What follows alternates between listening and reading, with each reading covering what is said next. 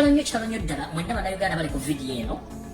Twafiiriddwa Munamawulire ow'ekyama oba Munamawulire akoledde ensi Uganda okulabisa Museveni ebbanga lyonna mu kampeyini okuva zatandika. Omukyala omweta Same ono Munamawulire omusipaana oba omusipeyini. Omwana ono omuzungu abadde muzungu naye nga muddugavu mu birowoozo ne mu kwagala eggwanga Uganda. Twatandika kampeyini zino ye Munamawulire kabadde asigadde nga basigadde bonna babatiisatiisa n'abandipooti nga ono asigala ku lw'eggwanga Uganda okwagala ensi ye. Munnange olukwe lutandika okwagala okutta Same. Era njagala singa sinatandika information ya Same njagala ntandike bwenti information ye. Wuliriza. Bw'oba omanyi ng'oli Munamawulire, a professional journalist in Uganda, but you don't like the state, listen to this information very carefully. Waliwo bannamwe mukola omulimu gumu mu Uganda bannamawulire nga state agents.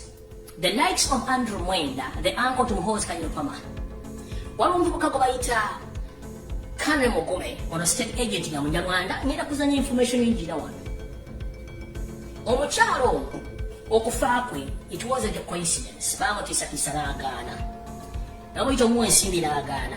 Kati njala bagamba openly. Andrew Mwenda, Kane Mugume, they are state mafias and state agents who are there to monitor and even to lead to the death of some journalists in Uganda. As we speak right now, omukyalo ono bamuteze akabenje akamusse era n'afiirawo.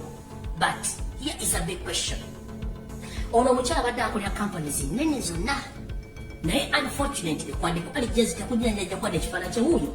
Same ekifaananyi kye kyenina ajja kwandiza alijazira. Tekinagenda ku BBC wadde ku CNN wadde okulika ku TV oba radio station yonna mu Uganda. Ask one question, why? Wuuyo omukyala bamisana wuuyo. Buuza lwaki TV, radio, kebere BBC, kebere CNN, kebere TV wano tekuli ayogedde kufa kwa mwana muwala ono. Reason is odda kulaboga akontrolinga CNN. Muhoozi Kanyarupama ne banne Muhoozi Kanyarupama ne banne bakontrolinga Al Jazeera ne BBC kuba balina ba agents baabwe. Yensonga kibadde kizibu nnyo omuwala okufuna obwenkanya era yassiddwa. Naye nga abamuteekebwako ku mubega kwe kuli Andrew Mwenda okuli n'omuvubuka Kane Mugume bebali bali mu mission eno. Kati bannayuganda mwenna njala bagamba waliwo mission ey'okutta ba journalists abasoma amawulire. Menyire buli bw'obanga oli journalist wena mu Uganda ng'obadde opostinga ekintu ekirimu wadde ka reflect akatono nnyo akatayagala Museveni, ne bw'okola post ne bw'oyogera bwogezi ng'oli ku video ng'olaga tuli ku Museveni ku Muhoozi, be very careful.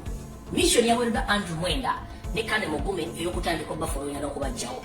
Eyasose yono omuwala Same gwe bajjeewo yavuddewo. Naye nga before omwana n'okufa babadde bamusipotinga dda nga Andrew Mwenda amusipotinga ne Kane Mugume bamusipotinga era post nagikoze jjo. Kati I want to tell the world this. Okuba nanta program gye bayita surgical operation. Abantu amangi mwanga nti Lumbuye simanyi atagenze beyond. No.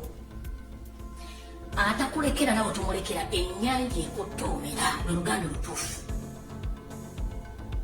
Togenda kulina nsimbu egenda kuyamba nga teweeyambye. Lwalembera nga n'ebiro kwotadde.